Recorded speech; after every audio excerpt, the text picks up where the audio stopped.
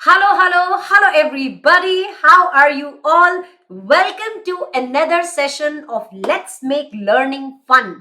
तो बच्चों, आप लोगों को पता है कि मैं आप लोगों के लिए पूरे के पूरे एक्ट्स को रिवाइज करवा रही हूं, लेकिन एक पूरी फुल फ्लेज्ड वीडियो लेके नहीं, पर छोटे छोटे सेशंस लेके। मैंने कल ही कंपनीज एक्ट का सेक्शन 8 एंड 1% कंपनी का जो कॉन्सेप्ट है वो रिवाइज करवाया था इन अराउंड 20 मिनट्स वीडियो। आज की ये वीडियो भी छोटी होने वाली है और आज की वीडियो में हम करने वाले हैं रिवाइज कॉर्पोरेट वेल के कॉन्सेप्ट को। तो इसी तरह से मैं आपके लिए बहुत सारे वीडियोस अपलोड करूंगी, छोटे छोटे वीडियोस, ताकि आपका ज्यादा समय ना लगे और इन छोटे वीडियोस की मदद से आपके पूरे के पूरे एक्ट्स रिवाइज हो जाए। तो आज मैं लेने वाली हूं कॉर्पोरेट वेल का रिवीजन। वैसे ही कल की क्लास में मैं लेने वाली हूं doctrine of indoor management and doctrine of constructive notice का रिवीजन कल की क्लास में होने वाला है। तो आई होप आपको ये सेशंस बहुत अच्छे लग रहे हैं। If yes, let me know in the comment section कि मैडम मजा आ रहा है। आप इसी तरह से छोटे छोटे रिवीजन सेशंस लेते चलो ताकि हमारी रिवीजन्स होते रहे। बेटा, the only motive to take these small revisionary session is कि मैं आपकी हेल्प कर सकूं कम समय पे बहुत सारे इंपॉर्टेंट कॉन्सेप्ट्स को रिवाइज करने में। तो राइट नाउ हम कंपनीज एक्ट को रिवाइज कर रहे हैं, इसके बाद हम पार्टनरशिप एक्ट को रिवाइज करेंगे, सेल्स ऑफ गुड्स एक्ट को रिवाइज करेंगे, इंडियन कॉन्ट्रैक्ट एक्ट को रिवाइज करेंगे। चलिए, और राइट, आई होप कि आपको इन सेशंस में मजा आए और आपको बहुत बेनिफिट मिले इन सेशंस की मदद से। चलिए शुरुआत करते हैं, आज के कॉन्सेप्ट को रिवाइज करते हैं, दैट इज कॉर्पोरेट वेल। आ जाइए, चलिए मेरे साथ करते हैं अपनी रिवीजन को स्टार्ट। ऑल राइट, तो बेटा what is the concept of corporate veil? Corporate veil का कॉन्सेप्ट क्या है? देखो, कॉर्पोरेट वेल का ये जो लीगल कॉन्सेप्ट है, इसके हिसाब से ये क्या कहता है कि company is identified separately from the members of the company. मतलब कॉर्पोरेट वेल का जो कॉन्सेप्ट है वो ये एस्टैब्लिश करता है कि कंपनी अलग है और मेंबर्स अलग है। मतलब कंपनी को बनाने वाले लोग कौन हो गए? मेंबर्स। तो मेंबर्स अलग है और कंपनी अलग है। Company is separate from its members. The term corporate veil refers to the concept that members of the company are not liable for the liabilities of the company. देखो, corporate veil का concept कहता है भैया जी company अलग है and company के members अलग है। कंपनी के लायबिलिटीज के लिए, कंपनी के डेट्स के लिए, कंपनी के कॉन्ट्रवेंशंस के लिए कौन लायबल नहीं है? मेंबर्स लायबल नहीं है, क्योंकि कंपनी अलग है, मेंबर्स अलग है। तो कंपनी अगर कोई लॉ का कॉन्ट्रवेंशन करती है, कंपनी अगर कोई लायबिलिटी इनकर करती है, कोई डेट इनकर करती है, तो उसके लिए मेंबर्स लायबल नहीं है, सिर्फ कंपनी लायबल है। तो कहता है कंपनी अगर कोई डेट इनकर करती है, कोई लॉ का कॉन्ट्रवेंशन मतलब लॉ का नॉन कंप्लायंस करती है, तो कॉर्पोरेट वेल के कॉन्सेप्ट के हिसाब से members should not be liable for those errors. Members liable नहीं होंगे। सो बेसिकली ये जो कॉर्पोरेट वेल का कॉन्सेप्ट है, ये शेयर होल्डर्स को प्रोटेक्ट करता है कंपनी के काम से, कंपनी की एक्टिविटी से। कॉर्पोरेट वेल का कॉन्सेप्ट शेयर होल्डर्स को प्रोटेक्ट करता है। करेक्ट? तो सारे बच्चे वापस से मेरे साथ एक बार रिवाइज करेंगे। चलो बच्चों, ताकि तुम्हारे लिए इजी हो जाए, जब तुम आंसर्स को लिखोगे ना तो भी तुम्हें अच्छे से याद आएगा। बताओ बच्चों, come on everybody, repeat with me. Corporate veil का कॉन्सेप्ट क्या कहता है? कॉर्पोरेट वेल का जो लीगल कॉन्सेप्ट है वो रेफर करता है कि company is separate from the members. Company के लाइबिलिटीज के लिए, कंपनी के डेट्स के लिए, कंपनी के कॉन्ट्रवेंशंस के लिए members are not liable. So corporate veil protect करता है शेयर होल्डर्स को, मेंबर्स को, किससे? From the acts of the companies. All right, तो ये क्या है? कॉर्पोरेट वेल का कॉन्सेप्ट है। वेल मतलब क्या होता है बेटा? पर्दा। तो बेसिकली पर्दा हो गया। तो कंपनी अलग है और मेंबर्स अलग है। कंपनी और मेंबर्स के बीच में क्या है? पर्दा है। कंपनी अलग, मेंबर्स अलग। कंपनी के एक्ट्स के लिए क्योंकि पर्दा है तो members not liable, members liable नहीं है। ठीक है? अब ये पर्दा कब हटाया जाएगा? पर्दे में रहने दो, पर्दा ना हटाओ। कब हट जाएगा मैडम? चलिए पढ़ते हैं। Lifting of corporate veil. पर उससे पहले एक फेमस केस लॉ है बेटा, salmon versus salmon and company limited. ये जो केस लॉ है ना, सैलमन वर्सेस सैलमन, ये फाउंडेशन है इस कॉन्सेप्ट का। कॉर्पोरेट वेल के कॉन्सेप्ट का जो फाउंडेशन है ये केस लॉ है। कौन सा? Salmon versus salmon. मुझे एक बात बताएं मैडम, ये केस लॉ किसके बारे में बात करता है? Salmon versus salmon. तो मैं आपको ना बेटा ब्रीफ में यहां पे बताती हूं। तो बेटा क्या हुआ था ना इस केस लॉ के अंदर, बेटा ये जो सैल्मन था, सैल्मन की जगह मैं एस लिख रही हूं, बेटा ये जो सैल्मन था ना, सैल्मन का एक पर्सनल बिजनेस था, इसने ये कोई पर्सनल बिजनेस करता था, ठीक है, सैल्मन एक पर्सनल बिजनेस करता था। बाद में सैल्मन ने क्या ओपन किया बेटा, एक कंपनी को बनाया। कैसे? एक पब्लिक कंपनी को। सैल्मन ने एक पब्लिक कंपनी को इनकॉर्पोरेट किया। और आप लोगों को पता है कि एक पब्लिक कंपनी को बनाने के लिए कितने लोग चाहिए? 7 लोग चाहिए। तो एक शेयर होल्डर तो सैल्मन खुद बन गया, एक शेयर होल्डर सैल्मन की वाइफ बन गई, और सैल्मन के थे 5 बच्चे। तो ये 5 बच्चों को एक एक शेयर्स दे दिए, एक एक शेयर ऑफ 1 पाउंड ईच। एक एक पाउंड के शेयर्स सैल्मन ने अपने 5 बच्चों को, मतलब 5 बच्चों के पास 5 शेयर्स हो गए, वाइफ को भी एक शेयर दे दिया। तो ये तो हो गए 6 लोग, और 7वां कौन हो गया? सैल्मन खुद। और सैल्मन ने क्या दिखाया ना, कंपनी के बुक्स, कंपनी को बनाया और कंपनी के बुक्स में ये दिखाया कि सैल्मन अपना पर्सनल बिजनेस किसको ट्रांसफर कर रहा है? कंपनी को। ये जो पर्सनल बिजनेस है, सैल्मन इस कंपनी को ट्रांसफर कर रहा है, ऐसा सैल्मन ने कंपनी के बुक्स में दिखाया। अब क्योंकि सैल्मन अपना पर्सनल बिजनेस कंपनी को ट्रांसफर कर रहा है, तो बदले में सैल्मन ने इस पर्सनल बिजनेस को ट्रांसफर करने के बदले में सैल्मन ने कंपनी से 20,000 शेयर्स लिए of 1 pound each, 1 pound each के, एंड उसके अलावा 10,000 डिबेंचर्स, जो कि सिक्योर्ड डिबेंचर्स है। सैल्मन ने दिखाया कंपनी की बुक्स में कि उसने अपना पर्सनल बिजनेस जो है वो कंपनी को दे दिया, और कंपनी ने बदले में, क्योंकि सैल्मन ने अपना पर्सनल बिजनेस कंपनी को दिया है, तो कंपनी ने बदले में उसे 20,000 शेयर्स इशू किए हैं, एक 1 पाउंड ईच के, और 10,000 डिबेंचर्स इशू किए हैं। ऐसा सैल्मन ने कंपनी की बुक्स में दिखाया। अब बाद में जाके क्या हुआ बेटा, कंपनी जो है वो लिक्विडेशन में चली गई, कंपनी इंसॉल्वेंट हो गई, तो कंपनी का लिक्विडेशन का समय आया। तो कंपनी ने सबसे पहले पैसा किसको दिया? देखो, कंपनी के सिक्योर्ड डिबेंचर्स थे सैल्मन के पास। जब कंपनी से सैल्मन ने डिबेंचर्स इशू किए थे तो सिक्योर्ड डिबेंचर्स थे। तो कंपनी का जब लिक्विडेशन हुआ तो आपको पता है सबसे पहले पेमेंट किसको की जाती है? सबसे पहले पेमेंट की जाती है सिक्योर्ड क्रेडिटर्स को। तो कंपनी ने सबसे पहले पेमेंट किसको किया? सैल्मन को पे किया, क्योंकि सैल्मन के पास कंपनी के क्या थे? सिक्योर्ड डिबेंचर्स थे। तो जो अनसिक्योर्ड क्रेडिटर्स थे ना बेटा, वो रूठ गए। अनसिक्योर्ड क्रेडिटर्स बोले ऐसा कैसे हो सकता है? अनसिक्योर्ड क्रेडिटर्स कोर्ट के पास पहुंच गए। अनसिक्योर्ड क्रेडिटर्स ने बोला ये तो गलत हो रहा है, ये तो सरासर गलती है, ये तो सरासर गलत बात है। तो कोर्ट ने बोला क्या हुआ?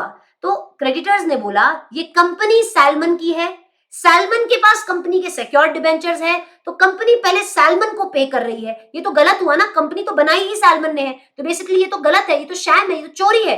कोर्ट ने बोला नहीं नहीं, ये चोरी नहीं है। क्यों? क्योंकि कंपनी अलग है और कंपनी के मेंबर्स अलग माने जाते हैं, मतलब सैल्मन अलग है और कंपनी अलग है। कॉन्सेप्ट ऑफ कॉर्पोरेट वेल बोलता है company is separate from members. तो अगर कंपनी का लिक्विडेशन हो रहा है तो पहले पैसे किसको दिए जाएंगे? सिक्योर्ड क्रेडिटर को पहले पैसा दिया जाएगा, जो कि है सैल्मन। और कंपनी का और मेंबर का ये क्या है? कंपनी और मेंबर सेपरेट पर्सन का है, सेपरेट पर्सन है। तो ऐसा नहीं माना जा रहा है कि कंपनी अपने ही लोगों को दे रही है। सो बेसिकली कंपनी पहले पैसा अपने सिक्योर्ड क्रेडिटर्स को ही देगी, बचेगा तो कुछ पैसा अनसिक्योर्ड क्रेडिटर्स को दिया जाएगा। तो ये जो पूरा केस लो है बेटा, ये फाउंडेशन है किस कॉन्सेप्ट का? कॉर्पोरेट वेल के कॉन्सेप्ट का, जो ये एस्टैब्लिश करता है कि कंपनी और मेंबर एक नहीं माने जाते, कंपनी अलग है और मेंबर्स अलग है। करेक्ट? आइए, तो यही आपका सैल्मन वर्सेस सैल्मन का केस लॉ है जो मैंने आप लोगों को यहाँ पे समझाया, जिसमें कोर्ट ने क्या बोला था? कोर्ट ने बोला था company is at law a different person from the subscribers, मतलब कंपनी अलग है, कंपनी के मेंबर्स अलग है। Okay, company is not in law the agent of the subscribers, company कोई एजेंट वगैरह नहीं है मेंबर्स की। तो कंपनी का अगर कंपनी अलग है तो कंपनी का अगर लिक्विडेशन हो रहा है तो कंपनी पहले अपने सिक्योर्ड क्रेडिटर को ही देगी। ऐसा नहीं है कि वो सैल्मन जिसने बनाया है उसको दे रही है, कंपनी अलग है, मेंबर अलग है, तो जैसा होता है वैसा ही होगा। तो मतलब कंपनी अलग, मेंबर अलग, कॉर्पोरेट वेल का फाउंडेशन ये है, ये case law, that is salmon versus salmon. अब हम आगे बढ़ेंगे बेटा, लिफ्टिंग ऑफ कॉर्पोरेट वेल। अब जैसे ये जो पर्दा है बीच में, कि कंपनी अलग है, मेंबर्स अलग है, कंपनी और मेंबर्स एक नहीं है, अलग अलग माने जाएंगे। तो ये जो पर्दा है बीच में कॉर्पोरेट वेल का, ये पर्दा कब हटाया जाएगा, लिफ्टिंग कब होगी कॉर्पोरेट वेल की? 5 केसेस में बेटा कॉर्पोरेट वेल लिफ्ट हो जाता है। Following are the cases where company law disregards the principle of corporate personality. मतलब कुछ 5 केसेस है जिसमें कंपनी लॉ जो है वो डिसरिगार्ड करता है corporate responsibility of corporate personality of the company. मतलब कंपनी और मेंबर एक माने जाएंगे, सेपरेट नहीं माने जाएंगे। वैसे तो देखो, जिस दिन कंपनी बनती है, कंपनी के पास एक सेपरेट लीगल एंटिटी है। कंपनी लॉ की नजर में एक सेपरेट पर्सन मानी जाती है, राइट? कंपनी अपने मेंबर से सेपरेट मानी जाती है। लेकिन ये कॉर्पोरेट वेल का कॉन्सेप्ट लिफ्ट कब होगा? मतलब जब कंपनी को अलग से एक कॉर्पोरेट पर्सनालिटी का दर्जा नहीं दिया जाएगा। ये कब लिफ्ट होगा कॉर्पोरेट वेल का कॉन्सेप्ट? 5 केसेस में। पहला केस है to determine the character of the company. मतलब ये देखने के लिए कि कंपनी के पीछे है कौन, कंपनी के पीछे किसका हाथ है, ये देखने के लिए to determine the character of the company corporate veil को लिफ्ट किया जाएगा। देखो, कंपनी तो आर्टिफिशियल पर्सन है, कहता है कंपनी एक आर्टिफिशियल पर्सन है। तो नेचुरल आदमी जैसे कंपनी के पास अपना दिमाग नहीं है, कंपनी के पास अपना कॉन्शियस नहीं है, कंपनी किसी की भी दोस्त या किसी की भी एनिमी नहीं हो सकती। क्यों? क्योंकि कंपनी तो आर्टिफिशियल पर्सन है। लेकिन अगर कंपनी को चलाने वाले लोग, कंपनी के अफेयर्स कंट्रोल करने वाले लोग अगर एनिमी कंट्री के हैं, तो कंपनी भी क्या मानी जाएगी? एनिमी ही मानी जाएगी। तो कॉर्पोरेट वेल कब लिफ्ट किया जाएगा? ये देखने के लिए कि कंपनी को कौन चला रहा है। अगर कंपनी को वो लोग चला रहे हैं जो कि ऐसे कंट्री के हैं जो कि आपकी एनिमी कंट्री है, तो ऐसे केस में कंपनी भी क्या मानी जाती है? को एनिमी ही मानी जाएगी, एवरीबडी। तो कॉर्पोरेट वेल का कॉन्सेप्ट कब लिफ्ट किया जाएगा बेटा? To determine the character of the company. इसका फेमस केस लॉ है Daimler company limited versus Continental tyre and rubber company. Daimler Company Limited versus Continental Tire. Damn! To see the character of the company. Oh, damn! To see the character of the company. The Daimler Company Limited versus Continental Tire and Rubber Company.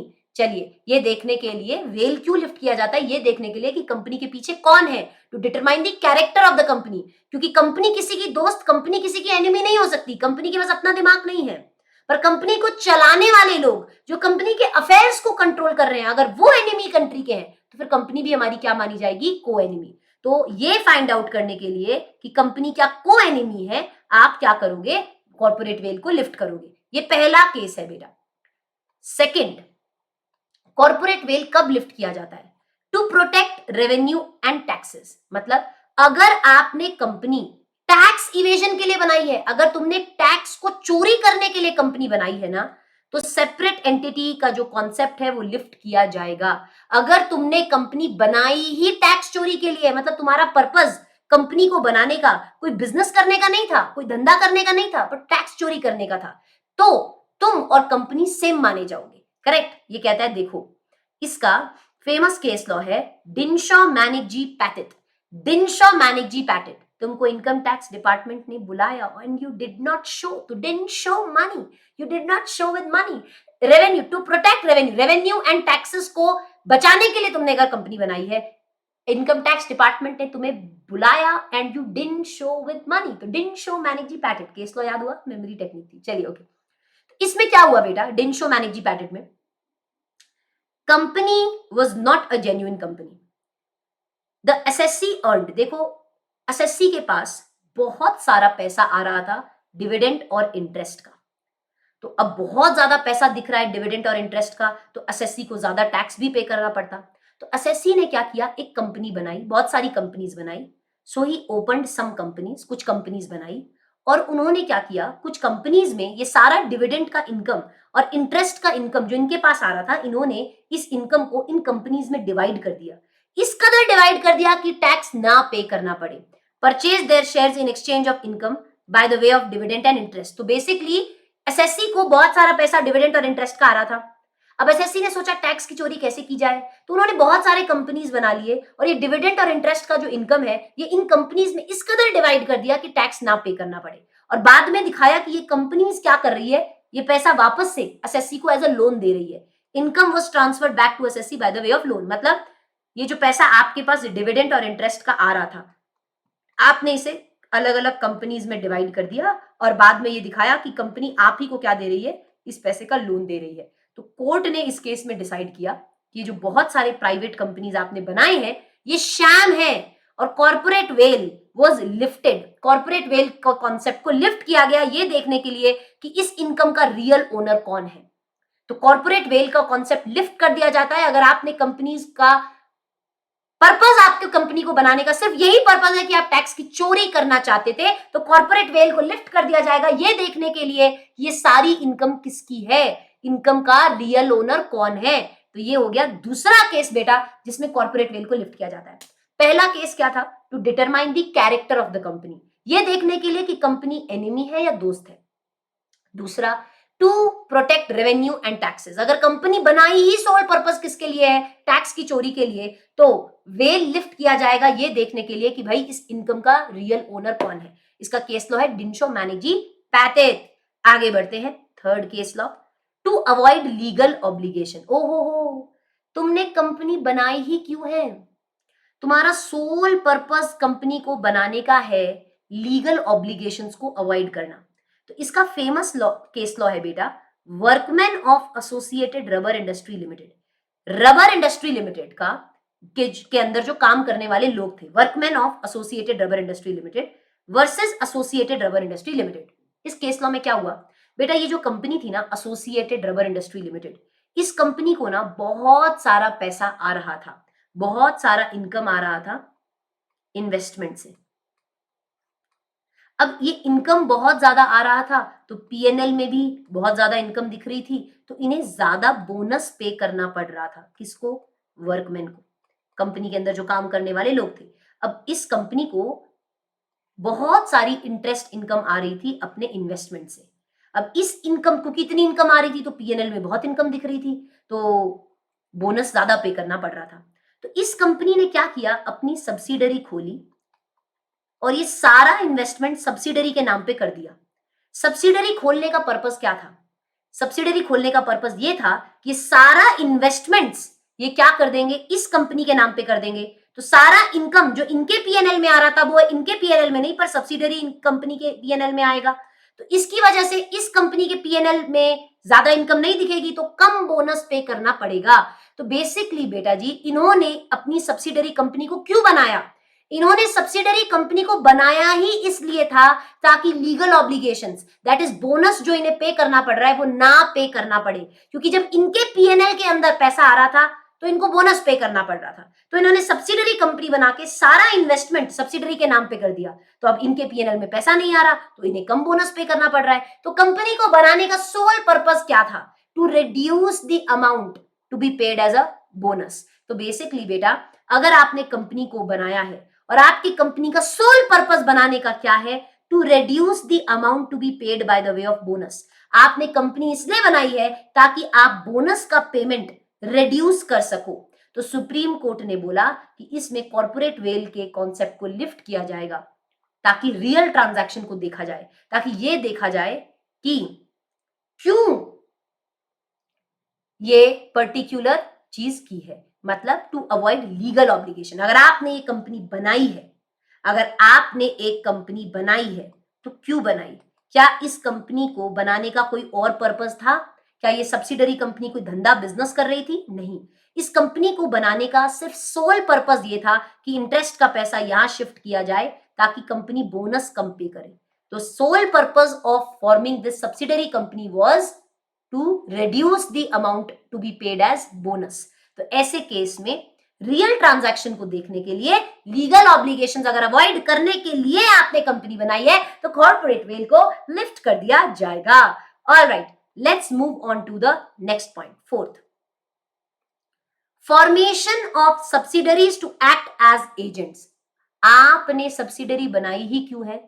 ताकि वो आपके agent जैसा act कर सके। कहता है देखो, a company में sometime be regarded as an agent. मान लो ये आपकी प्रिंसिपल कंपनी है, इस कंपनी ने एक सब्सिडरी कंपनी को बनाया। इस सब्सिडरी कंपनी का काम क्या है? To act as an agent of the principal company. मतलब इस सब्सिडरी कंपनी की अपनी कोई इंडिविजुअलिटी नहीं है, इसका कोई पर्पस नहीं है, कोई इंडिविजुअलिटी नहीं है। कहता एक कंपनी हो सकता है कभी क्यों बनाई जाए, to act as an agent और trustee of its member of another company. कहता हो सकता है कभी एक कंपनी को बनाया जाए, ये सब्सिडरी कंपनी क्यों बनाई गई है, to act as an agent of this company, इस कंपनी का एजेंट जैसे एक्ट करने के लिए इस कंपनी को बनाया गया है। देयरफॉर इस पर्टिकुलर कंपनी की अपनी कोई इंडिविजुअलिटी नहीं है, इस कंपनी ने अपनी इंडिविजुअलिटी लूज कर दी। तो principal will be held liable for the acts of the company, मतलब ये जो प्रिंसिपल कंपनी है यही लायबल मानी जाएगी किस कंपनी के एक्ट्स के लिए, क्योंकि इस कंपनी की तो अपनी कोई इंडिविजुअलिटी नहीं है, ये कंपनी तो एजेंट जैसे एक्ट कर रही है प्रिंसिपल कंपनी का। तो ऐसे केस में सब्सिडरी कंपनी के एक्ट्स के लिए ये जो पर्टिकुलर प्रिंसिपल कंपनी है वो भी क्या मानी जाएगी, लायबल मानी जाएगी। तो अगर आपने एक सब्सिडरी बनाई है, क्यों, आपके एजेंट जैसे एक्ट करने के लिए, तो उस सब्सिडरी कंपनी की अपनी कोई इंडिविजुअलिटी नहीं है, तो ऐसे केस में सब्सिडरी कंपनी के कामों के लिए प्रिंसिपल कंपनी लायबल मानी जाएगी, मतलब कॉर्पोरेट वेल का कॉन्सेप्ट लिफ्ट कर दिया जाएगा। ऐसे नहीं सब्सिडरी अलग है कंपनी अलग है, नहीं, ये दोनों एक ही माने जाएंगे। सब्सिडरी के काम के लिए प्रिंसिपल माना जाएगा लायबल, क्यों, क्योंकि सब्सिडरी बनाई ही आपने किस लिए है, to act as an agent of the principal company, it has no individuality subsidiary company. चलिए, इसका फेमस केस लॉ है बेटा Merchandise Transport Limited versus British Transport Commission. Merchandise Transport Limited versus British Transport Commission. Okay, Merchandise, वापस तक बोला, सुनाई नहीं दे रहा बेटा, तो जरा जोर से बोलो, merchandise Transport Limited versus British Transport commission. Madam इस केस लॉ में क्या हुआ था बेटा, ये जो इस केस लॉ में क्या हुआ, एक ट्रांसपोर्ट कंपनी थी, इस ट्रांसपोर्ट कंपनी को लाइसेंस चाहिए था अपने व्हीकल्स के लिए, अपने जो भी व्हीकल्स थे, ट्रांसपोर्ट कंपनी में तो व्हीकल्स होंगे, तो ट्रांसपोर्ट कंपनी में बहुत व्हीकल्स थे, इन्हें अपने व्हीकल्स के लिए लाइसेंस चाहिए था। इन्हें पता था कि अगर ये लोग खुद लाइसेंस के लिए अप्लाई करेंगे तो लाइसेंस नहीं मिलेगा, तो इन्होंने एक सब्सिडरी को बनाया और सब्सिडरी के नाम से लाइसेंस के लिए अप्लाई किया।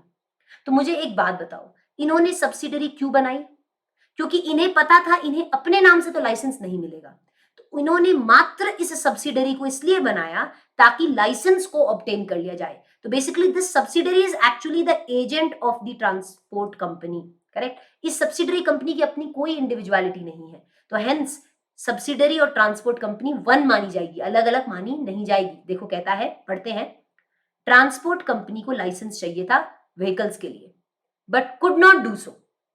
ये ट्रांसपोर्ट कंपनी अगर अपने नाम पे अप्लाई करती तो इन्हें लाइसेंस नहीं मिलता, तो इन्होंने सब्सिडरी कंपनी को बनाया और सब्सिडरी कंपनी के नाम से लाइसेंस के लिए अप्लाई किया।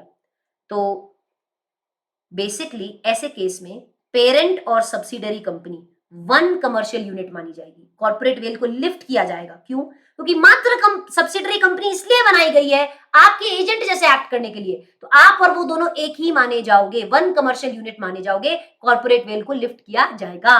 Very good. तो अभी तक सारे बच्चे कमान, सुनाई नहीं दे रहा है बच्चों, कमान। कॉर्पोरेट वेल का कॉन्सेप्ट क्या कहता है, कॉर्पोरेट वेल का कॉन्सेप्ट कहता है कंपनी अलग है, मेंबर्स अलग है, कंपनी के डेट्स के लिए, कंपनी के लायबिलिटीज के लिए मेंबर्स लायबल नहीं है।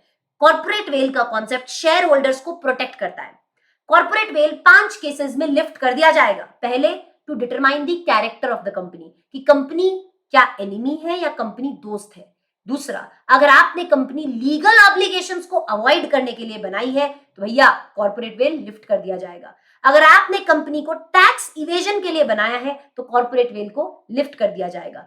एंड फोर्थ जो हमने अभी पढ़ा, अगर आपने सब्सिडरी इसलिए बनाई है कि वो आपकी प्रिंसिपल का एजेंट जैसे काम करे तो आप एक ही कमर्शियल यूनिट माने जाओगे, अलग अलग माने नहीं जाओगे। लास्ट पॉइंट है बेटा, fifth point, company formed for fraud या इम्प्रॉपर कंडक्ट और टू डिफीट लॉ, लॉ को डिफीट करने के लिए, किसी चोरी के लिए, गलत कामों के लिए अगर तुमने कंपनी बनाई है तो ऐसे केस में कहता है अगर कंपनी को बनाया गया है किसी इलीगल काम को करने के लिए, किसी इम्प्रॉपर पर्पस को करने के लिए, या लॉ का कॉन्ट्रवेंशन करने के लिए, लॉ को डिफीट करने के लिए अगर तुमने कंपनी बनाई है, क्रेडिटर्स को चकमा लगाने के लिए, लीगल ऑब्लिगेशंस अवॉइड करने के लिए अगर तुमने कंपनी बनाई है, तो ऐसे केस में कॉर्पोरेट वेल को लिफ्ट कर दिया जाएगा और कंपनी अलग मानी नहीं जाएगी, मेंबर्स और कंपनी एक ही माने जाएंगे। इसका फेमस केस लॉ है Gilford motor company versus horn. अब इस केस में क्या हुआ था, मैं आपको ऊपर ऊपर से बताती हूँ बेटा। एक कंपनी थी, ओहो सॉरी, एक कंपनी थी जिसका नाम था गिलफर्ड मोटर्स। गिलफर्ड मोटर्स में बेटा एक एम्प्लॉय था हॉर्न। अब जब ये हॉर्न कंपनी छोड़कर जा रहा था, तो हॉर्न और गिलफर्ड मोटर्स के बीच में एक कॉन्ट्रैक्ट हुआ। क्या? कि जो हॉर्न है वो गिलफर्ड मोटर्स के कस्टमर्स को अप्रोच नहीं करेगा। गिलफर्ड मोटर्स के जो कस्टमर्स है उनको हॉर्न अप्रोच नहीं करेगा। ठीक है, हॉर्न बोला नहीं करूंगा। बाद में क्या हुआ बेटा, हॉर्न ने अपनी वाइफ के साथ मिलकर बना ली एक कंपनी, और ये कंपनी गिलफर्ड मोटर्स के कस्टमर्स को क्या करने लगी, अप्रोच करने लगी। तो गिलफर्ड मोटर्स ने केस किया हॉर्न पे कि यार आपने ये जो कंपनी बनाई है ना, ये हमारे कस्टमर्स को चुराने के लिए बनाई है। कोर्ट ने भी क्या बोला, अब हॉर्न क्या बोलता है, मैं तो, मेरा कॉन्ट्रैक्ट हुआ है ना, हॉर्न बोला मेरा कॉन्ट्रैक्ट हुआ है ना आपके साथ कि मैं कस्टमर चुरा नहीं सकता, मैं तो अलग हूं, कंपनी अलग है, कंपनी चुरा रही है तुम्हारे कस्टमर्स को, मैं नहीं कर रहा कुछ। तो बेसिकली ऐसे केस में क्या हॉर्न ने कंपनी इसलिए बनाई है किसी इम्प्रॉपर कंडक्ट को करने के लिए, मतलब लॉ को डिफीट करने के लिए। आपने ऑलरेडी कॉन्ट्रैक्ट में लिखा है कि आप नहीं करोगे, पर लॉ को डिफीट करने के लिए, गलत काम के लिए आपने एक कंपनी बनाई है, करेक्ट। तो ऐसे केस में कंपनी और हॉर्न सेम माने जाएंगे, 1 यूनिट माना जाएगा, अलग अलग नहीं माना जाएगा। जो कॉर्पोरेट एंटिटी का दर्जा है, कंपनी को जो अलग से एक सेपरेट लीगल एंटिटी का दर्जा दिया जाता है, वो नहीं दिया जाएगा। तो 5 केसेस में बेटा कॉर्पोरेट वेल को लिफ्ट कर दिया जाएगा। ऑलराइट, आई होप कि आप लोगों को पांचों केसेस समझे। अब इसके ऊपर बेस्ड एक सवाल भी कर लेते हैं। तैयार हो आप? मुझे बताना आपको ये सेशंस में मजे आ रहे हैं कि नहीं आ रहे हैं। आइए चलिए, last but not the least एक क्वेश्चन की प्रैक्टिस कर ली जाए। चलिए,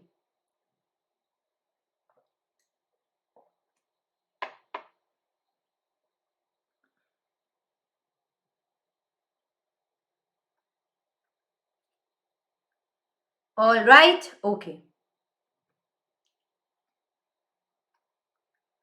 N employ mister Karan, employ था बेटा, उसका नाम था मिस्टर करण।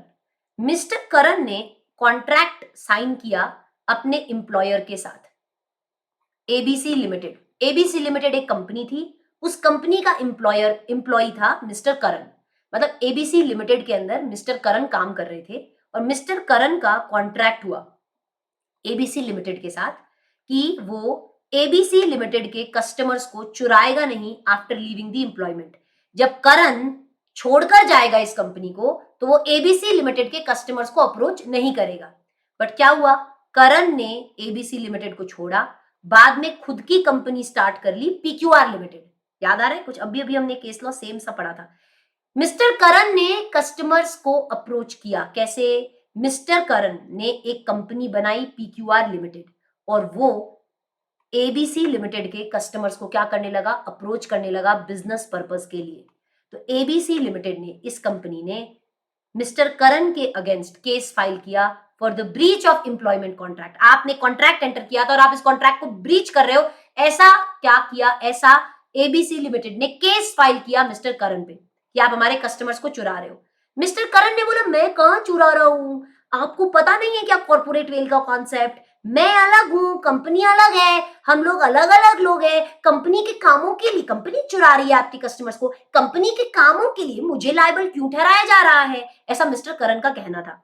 तो इस कॉन्टेक्स्ट में आपको बताना है, कंपनी एबीसी लिमिटेड आपके पास आई है और आपका एडवाइस मांग रही है और पूछ रही है कि भैया ये करण कॉर्पोरेट वेल कर रहा था, तो बताओ कॉर्पोरेट वेल क्या होता है, कॉर्पोरेट वेल को कब लिफ्ट किया जाएगा, क्या ओनर्स लायबल होंगे for the acts done by company, क्या कंपनी के कामों के लिए मिस्टर करण लायबल होगा कि नहीं होगा। तो 3 क्वेश्चन पूछे जा रहे हैं, कॉर्पोरेट वेल क्या होता है, कॉर्पोरेट वेल कब लिफ्ट किया जाता है, और क्या करण लायबल होगा क्या पीक्यूआर लिमिटेड के कामों के लिए। 3 सवाल है, तो आप तीनों सवालों का आंसर देंगे। सबसे पहले बेटा जी आप बताएंगे कॉर्पोरेट वेल क्या होता है। कॉर्पोरेट वेल एक ऐसा लीगल कॉन्सेप्ट है जो रेफर करता है कि कंपनी सेपरेट है मेंबर से, कंपनी के डेट्स के लिए, कंपनी के कॉन्ट्रवेंशंस के लिए, अगर कंपनी लॉ का कोई नॉन कंप्लायंस करती है, तो कॉर्पोरेट वेल के कॉन्सेप्ट के हिसाब से मेंबर लायबल नहीं होंगे। शेयर होल्डर्स को प्रोटेक्ट करता है ये कॉर्पोरेट वेल का कॉन्सेप्ट कंपनी के कामों से, ये आपने पढ़ा था। तो आपने समझा दिया कॉर्पोरेट वेल क्या होता है। फिर आप बताएंगे 5 केसेस जिसमें कॉर्पोरेट वेल को लिफ्ट किया जाएगा। ये आपने अभी अभी पढ़े थे और अब आप लास्ट में इस बेसिस पर आंसर देंगे। ये 5th केस के जैसा है क्या? कंपनी बनाई ही फ्रॉड करने के लिए या इम्प्रॉपर कंडक्ट करने के लिए है। तो गिलफर्ड मोटर वर्सेस हॉर्न का आपने यहाँ पे केस लॉ का रेफरेंस दिया है। देखो, ये जो कंपनी है ना पीक्यूआर लिमिटेड, इसको बनाया ही लीगल ऑब्लिगेशंस को, लॉ को डिफीट करने के लिए, इम्प्रॉपर कंडक्ट के लिए बनाया गया है।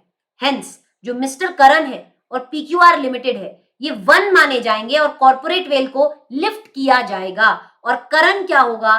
पर्सनली लायबल होगा for the acts of the company. मतलब करण लायबल होगा for the acts of the company. तो तीनों क्वेश्चन के आंसर यहाँ पे आ जाते हैं कि कॉर्पोरेट वेल क्या होता है, कॉर्पोरेट वेल को कब लिफ्ट किया जाता है और क्या करण लायबल होगा for the acts done by the company. Yes, क्योंकि उसने कंपनी बनाई ही गलत कामों के लिए, इम्प्रॉपर कंडक्ट के लिए है, तो करण विल बी हेल्ड लायबल।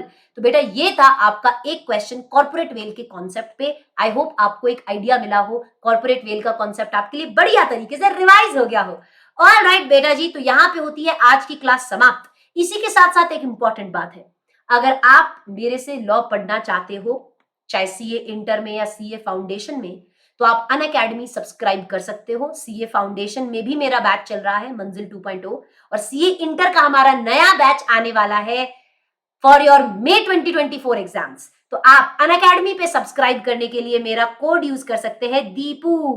बेटा जी, अगर आपको मेरे क्लासेस पसंद है, अगर आपको मेरे पढ़ाने का तरीका पसंद है, अगर आपको मेरे क्लासेस में मजा आता है, कॉन्सेप्ट समझ में आते हैं, तो आप इस कोड को यूज कर लीजिएगा दीपू। ये एक डिस्काउंट कोड है बेटा। इस कोड को यूज करके आपको अनअकैडमी पे मिलेंगे खूब सारे डिस्काउंट्स एंड इस कोड को यूज करके अनअकैडमी को सब्सक्राइब करें एंड अपने क्लासेस को जोरदार तरीके से अनअकैडमी से करें, राइट? तो do not forget to use the code Deepu while subscribing on to the Unacademy. Thank you so much. मिलते हैं कल की क्लास में जहां पे हम पढ़ेंगे doctrine of indoor management and doctrine of constructive notice का concept. Till then bye bye. Video अच्छी लगी हो तो लाइक करना, दोस्तों के साथ शेयर करना। बाय बाय, धन्यवाद, सी यू, बाय बाय।